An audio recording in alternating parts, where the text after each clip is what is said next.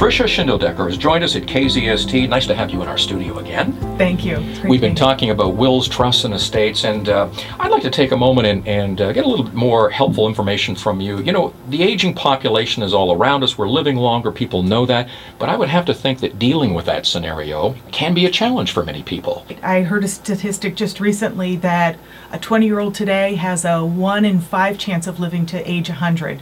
20 years ago, a 20-year-old had a 1 in 20 chance of living to 100. So, you know, we'll have so many more people living longer, and that's of course wonderful, but that means that all of our projections of how much money we need to live that long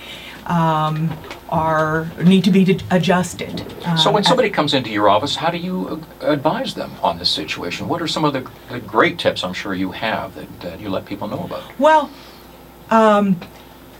much of that is for a good financial planner.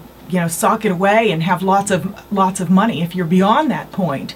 And a lot of clients who come in to me are well beyond that point, and they're coming in because they're doing their estate planning, or they've done their estate planning, and now what they're seeing, they're coming in because they're concerned because maybe a couple and one of them is seeing that the other has recently been diagnosed with a disease such as Parkinson's or Alzheimer's that's a progressive and debilitating disease, and their concern is how are they going to pay for it. They've already got limited resources. They're not still working. They're not socking away more money, and there's a great deal of almost panic about how that can be paid for and where that money is going to come from.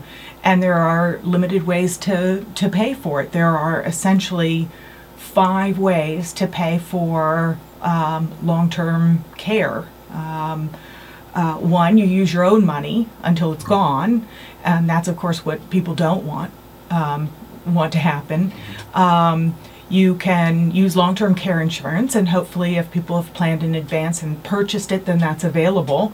But if you haven't purchased it yet, you're not going to be able to purchase it once the signs of any of those diseases are there.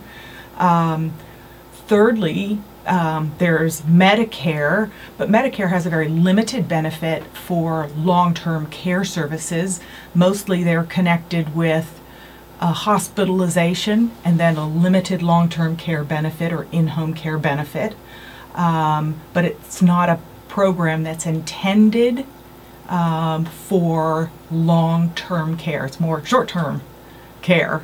And fourthly, there's a veterans benefit. Most people think of veterans benefits as something available to a veteran who was injured while they were serving. And that's not the type of veterans benefits I'm talking about. There is a separate benefits that's much less known and is often completely missed. It's called Veterans Aid and Attendance Benefit, and it's what they call non-service connected. It has nothing to do with an injury related to their service. So completely unrelated to their service, they now require assistance. So that can be available. That's a monetary benefit that a wartime veteran or a widow can apply for, and that can provide some assistance at home or in an assisted living or nursing home. And the last is California's Medi-Cal program, which most people think of as a subsistence level. You have to have no assets whatsoever, and that's also a misnomer, because those eligibility rules, there are what I call base level rules, and those are the rules that apply to everyone, and those are the rules that most people are aware of, and they say, well, you have to be destitute, but you can get exceptions to those rules. And so I work with people to get court-approved exceptions to those rules, and those allow many more people to qualify for Medi-Cal benefits. You know, I just listening to you, I can see all the benefits of having professional assistance, someone like yourself who has the experience and knowledge about what's out there and what's available. How do people find out more? How do they reach you? Well, they're free to give me a call. I hope they will, and they can reach me through my website.